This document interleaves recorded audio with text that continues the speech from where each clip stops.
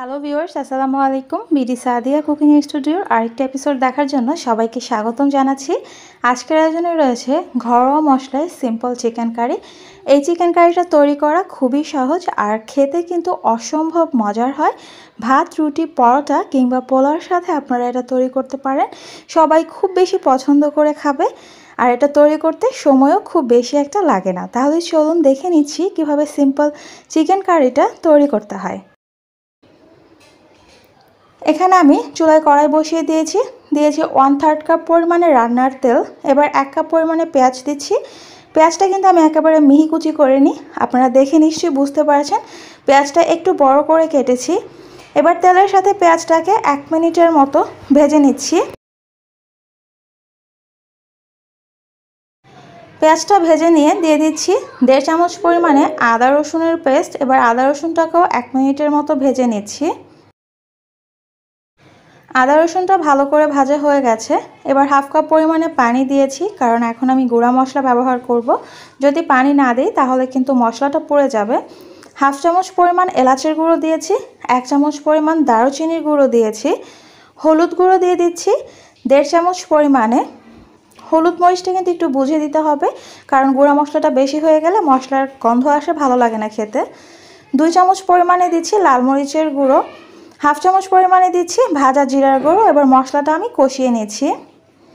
মশলাটা ভালো করে কষিয়ে নিয়েছি, সম্পূর্ণ পানিটা শুকিয়ে গেছে আর মশলা থেকে তেলটাও সেপারেট হয়ে গেছে। এবার আমি এখানে চিকেন দিয়ে দিচ্ছি 800 গ্রাম পরিমাণে। চিকেনটা আগে ভালো করে ধুয়ে কেটে পরিষ্কার করে নিয়েছিলাম। এবার সেই চিকেনটাই দিয়েছি। চিকেনটা দিয়ে পরিমাণ মতো লবণ দিয়ে দিচ্ছি। লবণটা কিন্তু একটু বুঝে দিতে হবে, কারণ প্রথম অবস্থায় লবণটা একটু কম দেওয়াই ভালো। পরে যদি বেশি হয়ে যায় সেক্ষেত্রে কিন্তু লবণটা অ্যাডজাস্ট করা একটু কষ্ট হয়ে যাবে। যদি কম হয় সেক্ষেত্রে আপনারা পরে কিন্তু দিয়ে আর একটু অ্যাডজাস্ট করে নিতে পারবেন। এবার মশলার সাথে চিকেনটা খুব ভালো করে মিশিয়ে দিচ্ছি। এখানে আমি কোনো প্রকার পানি দিচ্ছি না, কারণ লবণ দেওয়ার ফলে কিন্তু চিকেন থেকে যথেষ্ট পরিমাণে পানি বের হবে, আর সেই পানিতে আমরা চিকেনটাকে কষিয়ে নেব। ভালো করে নেড়ে চেড়ে ঢাকনা দিয়ে ঢেকে দিচ্ছি, আর চুলার আঁচটা কিন্তু এই মুহূর্তে রাখছি মিডিয়াম। 5-7 মিনিট পর ঢাকনাটা তুলে নিয়েছি। দেখতে পাচ্ছেন চিকেন থেকে কিন্তু বেশ অনেকটা পানি বের হয়েছিল, আর চিকেনটাও প্রায় 30%-এর মতো সেদ্ধ হয়ে গেছে। একটু নেড়ে চেড়ে দিচ্ছি।